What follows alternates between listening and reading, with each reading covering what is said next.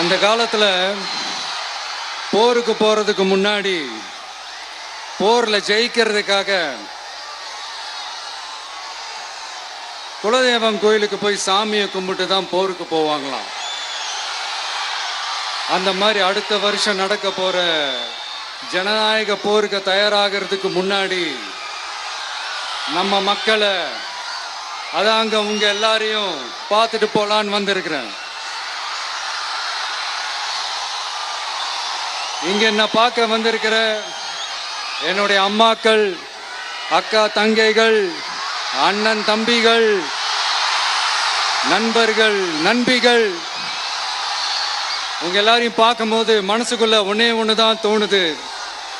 உங்களோட இந்த அன்புக்காக எவ்வளவு பெரிய உயரத்தையும், எவ்வளவு பெரிய வருமானத்தையும், எவ்வளவு பெரிய வசதியையும் தூக்கி எறிஞ்சிட்டு வரலாங்க.